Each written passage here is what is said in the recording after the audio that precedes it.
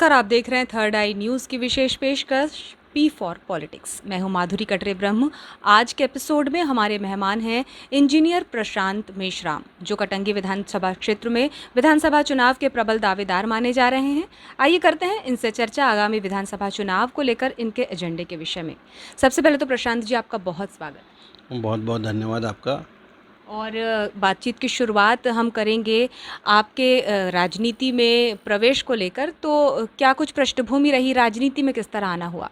राजनीति में ये है कि मैं बचपन से ही हम लोग सोशल मूवमेंट से जुड़े हुए रहे, सामाजिक आंदोलनों के काम निरंतर चलते रहे और उसी से प्रेरित होकर के राजनीति में आना हुआ है। तो ये कैसे सोचा कि अब विधानसभा चुनाव में अपनी दावेदारी पेश करेंगे? नहीं, काफ़ी लंबे समय से सामाजिक आंदोलन में काम करते हैं और हम ये चाहते हैं कि बालाघाट ज़िले में हम लोगों को वैसे प्रतिनिधित्व भी नहीं मिलता है राजनीति में आने का। और हम चाहते हैं कि आज जैसे हम राजनीति में आए, हमको देख करके और भी युवा राजनीति में आए। तो एक एक सोच बनी, बहुत सारे लोगों से मिल कर के चर्चा की और एक सोच निकल कर के आई। तो सबने बोला कि नहीं प्रशांत भी आपको आना है राजनीति में। तो सबका सुझाव भी था और मेरा व्यक्तिगत रुचि भी थी।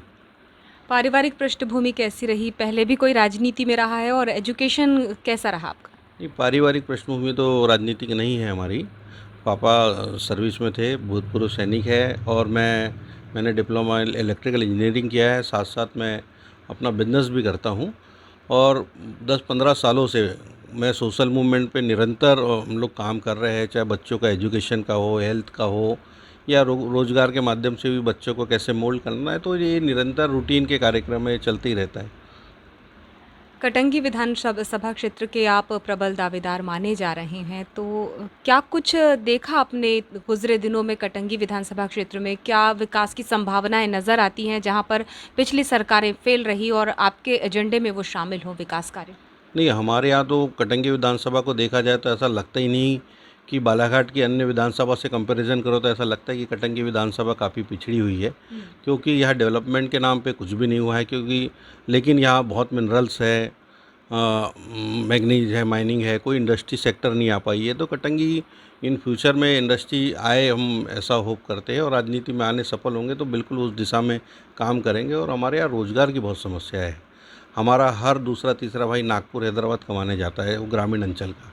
तो ये बड़ा पलायन, कटंगी चूँकि महाराष्ट्र बॉर्डर से भी लगा हुआ है, तो यहाँ पलायन बहुत ज़्यादा होता है रोज़गार के लिए।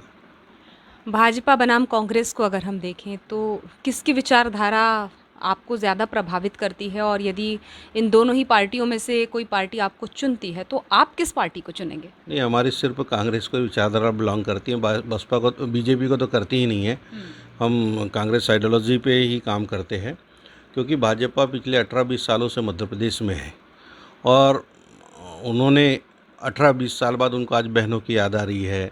और 20 सालों में उन्होंने जो रोज़गार के संसाधन उपलब्ध कराने थे वो नहीं करा पाए और इतनी लंबे दौर तक सरकार रहने के बाद तो मध्य प्रदेश खुशहाल हो जाना था। आज भी किसानों की स्थिति, धान का समर्थन मूल्य, आप छत्तीसगढ़ को देखें कांग्रेस की गवर्नमेंट और यहाँ देखें तो यहाँ बहुत फ़र्क है। वहाँ 2500 रुपये प्रति कुंटल है, तो यहाँ 1300, 1500, 1700, 1800 रुपये तक प्रति कुंटल है। तो ये बहुत सारे बेसिक फ़र्क है भाजपा और कांग्रेस में। कांग्रेस जनहित के साथ जुड़ करके काम करती है और भाजपा का विशेष ये रहता है कि विशेष लोगों को ही बढ़ावा दिया जाए और बढ़ाया जाए आगे। आपने कांग्रेस ज्वाइन नहीं की अभी तक? नहीं, बिल्कुल, हम बहुत पहले से कांग्रेस के सदस्य हैं। लोगों का ये कहना है कि प्रशांत भाई ने ज्वाइन नहीं किया, अब किस किस को सफाई देते रहे। लगातार पिछले विधानसभा से कांग्रेस के साथ लगातार कंधे से कंधा उनके हर एक प्रोग्राम में सदस्यता तो हमने पहले ही ले ली थी। अब ये है कि हम बड़े प्रोग्राम में, बड़े मंच पे जाके सदस्यता नहीं ली, लेकिन कांग्रेस के हम सदस्य हैं और वो कांग्रेस की विचारधारा को लेकर के जन जन तक जा रहे हैं। और माननीय कमलनाथ जी ने जो 5 गारंटी उन्होंने दी थी, बिजली, नारी सम्मान योजना, पुरानी पेंशन लागू करना, उनके मुद्दों को लेकर के जा रहे हैं और जनता का बहुत आशीर्वाद मिल रहा है वहाँ से। आपने एक यात्रा भी निकाली बिल्कुल उसी तर्ज पर जिस तर्ज पर राहुल गांधी जी ने निकाली थी, तो ये क्या सोच रही इसके पीछे? नहीं, हम लोग भारत जोड़ो यात्रा में बेंगलोर गए, तो वहाँ हम लोग 3-4 दिन भारत जोड़ो यात्रा में घूमे। वहाँ से राहुल गांधी जी से हम प्रेरित होकर के हमने सोचा कि राहुल गांधी जी जो भारत जोड़ो यात्रा करके लोगों को जोड़ सकते, लोग दिलों को जोड़ सकते, क्यों ना हम भी अपने क्षेत्र में जाकर के अपने लोगों से मिले, उनकी समस्याएं सुने। वो तो हमने भी कटंगी क्षेत्र में एक सद्भावना यात्रा राहुल गांधी जी की यात्रा से, भारत जोड़ो यात्रा से प्रभावित होकर के की, और लगभग 500 किलोमीटर हमारी पूरी यात्रा 19 दिन की यात्रा थी, पूरी चली, और लोगों का उसमें बहुत आशीर्वाद और प्यार मिला, और समापन में भी सभी लोगों ने आशीर्वाद दिया, और बहुत शानदार कार्यक्रम रहा सद्भावना यात्रा का। सद्भावना यात्रा का जिस तरह से आपको प्रतिसाद मिला, जिसने आपको शायद प्रेरित भी किया हो कि आगामी चुनाव में आप अपनी दावेदारी पेश करें। मान लीजिए कांग्रेस आपको इस चुनाव में अपना प्रत्याशी घोषित नहीं करती है, तो क्या आप निर्दलीय चुनाव लड़ेंगे? नहीं, ये तो सब जनता के ऊपर डिपेंड करेगा। कोशिश करेंगे कि पार्टी के साथ ही रहेंगे। निर्दलीय चुनाव लड़ने का तो अभी हमने कभी सोचा भी नहीं है। हम पार्टी के साथ खड़े हैं, और जो भी जनता और पूरा संगठन दिशा निर्देश देगा वैसा काम करेंगे। आप कांग्रेस विचारधारा को बिलोंग करते हैं, आपने कहा, लेकिन हालिया विधायक टामलाल सहारे जी रहे हैं जो कांग्रेस से जीत कर आए, लेकिन विकास कार्यों की अगर हम बात करें तो कटंगी काफ़ी पीछे छूट गया। तो आपको नहीं लगता कि कांग्रेस अपने ही एजेंडे पर खरी नहीं उतर पाई? नहीं, कांग्रेस की सरकार नहीं होना भी इसका एक मुख्य कारण है, और विधायक महोदय ने तो अपने स्तर पे जो कर सकते हैं उन्होंने किया। मैं ऐसा नहीं मानता हूँ कि उन्होंने काम नहीं किया। बहुत काम किए, काफ़ी रोडों का भी काफ़ी काम किया, लेकिन जो रोज़गार के दिशा में जो काम होने चाहिए थे वो, कि हम स्थायी रूप से अपने क्षेत्र के युवाओं को, बच्चों को, बहनों को क्या रोज़गार दें, कैसा मोटिवेशन दें कि उनका फ्यूचर कैसे अच्छा हो, उस दिशा में शायद काम नहीं हुआ, लेकिन उन्होंने अपना कार्यकाल बहुत शानदार तरीके से पूरा किया। आपने जन समर्थन यात्रा निकाली और आपने बहुत सारे लोगों से 19 दिनों में बातचीत की, संवाद किए। क्या लगता है आपको प्रदेश स्तर पे अगर हम बात करें तो जनता का मूड क्या है? क्या जनता वाक़ई परिवर्तन के मूड में है? बिल्कुल परिवर्तन के मूड में है, और माननीय कमलनाथ जी को मुख्यमंत्री के रूप में देखना भी चाहते हैं, और पूरा जनसलाह, खासतौर से मैं नारी सम्मान योजना का हमने काफ़ी काम किया, तो महिलाओं में वहाँ बहुत सारी उत्सुकता उनको देखने में मिली। जो कमलनाथ जी ने जो घोषणा की, 500 रुपये प्रति गैस सिलेंडर, 1500 रुपये नारी सम्मान योजना, ओल्ड पेंशन लागू, इससे काफ़ी लोग प्रभावित भी हुए हैं। और 15 महीने की सरकार में कांग्रेस ने काफ़ी कुछ काम किया, जैसे किसानों का कर्ज माफ़ी, तो 1 या 2 किस्त उन्होंने माफ़ कर दी थी। पूर्ण रहते तो पूरा भी कर्जा माफ़ हो जाता, लेकिन उन्होंने काफ़ी कुछ किया है 15 महीने की सरकार में।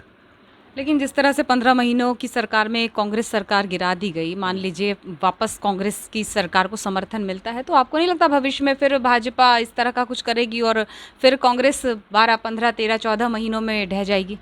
नहीं, मुझे ऐसा नहीं लगता, क्योंकि इस बार जो टिकटों का वितरण है, माननीय कमलनाथ जी बहुत गहन अध्ययन करके सबको वितरण कर रहे हैं, और ये ऐसी पुनरावृत्ति तो अब नहीं होगी। और भाजपा का तो काम ही है सरकारें तोड़ना, अपनी सरकार बनाना। ये उनके लिए कोई नई बात नहीं है। वो हमेशा प्रैक्टिस में रहते हैं कि कब किस सरकार को गिराया जाए और अपनी सरकार बनाई जाए। तो हमें अपने सारे कांग्रेस के लीडरों पे, छोटे नेताओं पे, बड़े नेताओं, सब पे पूर्ण विश्वास है, और ऐसी पुनरावृत्ति अब नहीं होगी। 6 विधानसभा सीटें बालाघाट जिले में, आपके अनुसार कांग्रेस कितनी सीटें जीतने का दावा कर सकती है? हम तो चाहते हैं पूरी 6 की 6 सीटें जीते, और जीत करके माननीय कमलनाथ जी को मुख्यमंत्री बनाने में महत्वपूर्ण भूमिका बालाघाट जिला निभाए, ऐसी हमारी इच्छा है। कटंगी विधानसभा क्षेत्र की अगर हम बात करें तो यहाँ पर भी काफ़ी मनभेद या मतभेद जिसे हम कहें देखने को मिलता है। केसर जी की एक अपनी सोच है, टामलाल जी की अपनी एक सोच है। तो आपको नहीं लगता कि कांग्रेस में जो गुटबाजी है कहीं ना कहीं नुकसान पहुँचाती है? नहीं, ऐसा ऐसा कुछ नहीं है, क्योंकि जब प्रतिनिधित्व की बात होती है तो ज़रूरी नहीं है कि उसमें 2-3 लोग निकल कर के आते हैं, लेकिन चयन किसी एक ही व्यक्ति का होता है, तो फिर पार्टी में सब एक साथ मिल कर के काम करते हैं। लेकिन जब विधानसभा की जब तैयारी करते लोग, कैंडिडेट जब होते हैं, तो जरूर एक कैंडिडेट कहीं नहीं होता, हमें हर जगह 2-3 कैंडिडेट ही होते हैं, उसमें चयन करना होता है, और पार्टी को जो बेहतर लगेगा उसे चुनेगी, चयन करेगी। मोटे तौर पर अगर हम बात करें तो कांग्रेस की आइडियोलॉजी को आप बिलोंग करते हैं, लेकिन किन ठोस मुद्दों को लेकर आप जनता के बीच जाएंगे? देखो, बेरोजगारी एक सबसे बड़ा मुद्दा है। दूसरा, जो गैस सिलेंडर है, पेट्रोल है, जो महंगाई जिस कदर बढ़ी है, और रोज़गार जैसा विलुप्त सा हो गया है। आज हमारे बहुत सारे युवाओं को हम देखते हैं, वो दिशाहीन है, उन्हें यही नहीं पता कि उन्हें इन फ्यूचर क्या करना है। तो युवाओं के मुद्दों को लेकर के, उनके भविष्य को लेकर के आगे जाएंगे। और जिस तरह से भाजपा की अगर हम बात करें तो मुद्दों को बदलने का, अपने जो जितने भी लोग हैं उनके समर्थक उन्हें एक अलग दिशा देने का जो काम करती रही है बार बार, और हालिया जो भारत और इंडिया का मुद्दा चल रहा है इस पर आप क्या कहना चाहेंगे? आपको नहीं लगता कि ये एक नया मंत्र दे दिया भाजपा ने युवाओं को आपस में सोचने के लिए या जनता को आपस में सोचने के लिए? भाजपा तो क्या है, हमेशा ऐसे मुद्दे ला करके दिग्भ्रमित करना चाहती है। जो जो लड़ाई हमें लड़ना चाहिए देश के युवाओं को सबको मिल करके, बेरोजगारी की, महंगाई की, गवर्नमेंट में आज जो नौकरियां नहीं है, जो प्राइवेटाइजेशन हो रहा है, जिससे किसका नुकसान है? युवाओं का नुकसान है, बच्चों का, बहनों का, सबका नुकसान है। ये युवा इस दिशा में ना सोचे, तो उनको डाइवर्ट करने के लिए हर 2-4 महीने में ऐसे कहीं ना कहीं वो छोड़ते रहते कि या इस देश का युवा दिग्भ्रमित हो और चलते रहे, कहीं हिंदू मुस्लिम कराएंगे, कहीं धर्म के मैटर में, कहीं ये तो उनके शुरू से ही है, आज से नहीं, जब से वो है तब से ये करते ही रहते हैं उनके। लेकिन जब से कांग्रेस ने गठबंधन बनाया INDIA नाम से, तब से आपको नहीं लगता कि भाजपा ने इंडिया शब्द को ही नकारना शुरू कर दिया? भाजपा पहले भी कहाँ पसंद करती थी, उनकी जो आइडियोलॉजी है, जो RSS की आइडियोलॉजी है, वो पहले भी स्वीकार नहीं करते थे, आज भी नहीं कर रहे। उन्होंने 52 साल तक तिरंगा अपने उसमें मुख्यालय में नहीं फैलाया, तो ये उनकी पुरानी आइडियोलॉजी। इससे आम जनता को ये देश इंडियन कॉन्स्टिट्यूशन के हिसाब से, इंडिया पहले भी था, आज भी है, कल भी रहेगा, इंडिया भारत एक ही है। अब इसको आपस में भाई भाई को लड़ाना, ये तो भाजपा की बहुत मुद्दों से डाइवर्ट करने के लिए सब सारी चीज़ें प्रोपोगंडा किया जा रहा है। और क्योंकि स्किल इंडिया किसने लेके आया? भाजपा ने लेके आई। ये ऐसे छोटे छोटे मेक इन इंडिया किसने लाया? भाजपा से लेके आई। लेकिन वो अपने ही जाल में घुसते जा रही है, और उसका ऐसा लगता है कि 2024 में पतन निश्चित है। इसलिए सारे प्रोपेगेंडा कर रहे हैं, क्योंकि एक इंडिया जो शब्द आया, जो सारे संगठन मिल कर के एक साथ एक मंच पे आए, इससे सबको एक ताकत मिली है और ऊर्जा मिली है, एक लड़ने की हिम्मत मिली है। सब एक साथ मिल कर के लड़ेंगे तो 2024 में भी निश्चित ही इंडिया की विजय होगी। जी, इंडिया की विजय की आप कामना कर रहे हैं, और हमारे तमाम दर्शकों से अब आखिर में क्या कहना चाहेंगे आगामी विधानसभा चुनाव को लेकर? मैं आप सभी दर्शकों का बहुत बहुत शुक्रिया करना चाहता हूँ, और ख़ास तौर से सोशल मीडिया एक ऐसा प्लेटफॉर्म है जिसमें युवा अपने सभी मुद्दों को रख सकता है, अपनी बातें कर सकता है। क्योंकि आजकल मीडिया को भी हम देखते हैं तो वो बातें कहने के लिए वो एक ही ट्रेंड पे मीडिया काम करता है, वो देश के लिए ठीक नहीं है।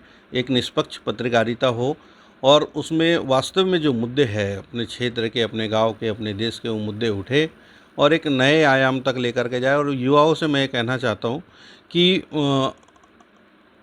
बड़ा सोच समझ करके कोई भी अपना डिसीजन ले, क्योंकि आजकल का जो युवा है बिना सोचे समझे जो डिसीजन लेता है, और ख़ास तौर से जो बेरोजगारी का जो अभी जो सिस्टम बढ़ा है, तो उसमें युवा हमारा दिग्भ्रमित है। उसे क्या करना है, कैसे करना है, ये सब चीज़ को सोच समझ करके काम करना चाहिए, और अपने देश हित के लिए काम करना चाहिए, अपने गांव हित के लिए, अपने क्षेत्र हित के लिए काम करना चाहिए। आप सबने मुझे ये मौका दिया, आप सभी का बहुत बहुत धन्यवाद। ख़ास तौर से मैडम आपका और भाईजान आपका, क्योंकि ये जो प्लेटफॉर्म आप लोग सोशल मीडिया के माध्यम से हमें मिलता है, ये हमें अपनी बातें रखने के लिए मिलता है। तो हम अपनी बातों को, अपने विचारों को आपके बीच में रखे, आपने सुना, इसके लिए आपका बहुत बहुत धन्यवाद। जय हिंद, जय भारत। हमारे साथ थे आज के मेहमान इंजीनियर प्रशांत मेश्राम, जो कटंगी विधानसभा क्षेत्र के प्रबल दावेदार हैं आगामी विधानसभा चुनाव को लेकर। अगले अंक में कौन होंगे हमारे मेहमान जानने के लिए देखना ना भूलें P फॉर पॉलिटिक्स। और यदि आपने अब तक हमारे चैनल को सब्सक्राइब नहीं किया है तो आज ही सब्सक्राइब करें, और राजनीति के क्षेत्र की ताज़ा तरीन खबरें जानते रहें। आज के अंक से दीजिए इजाज़त। नमस्कार।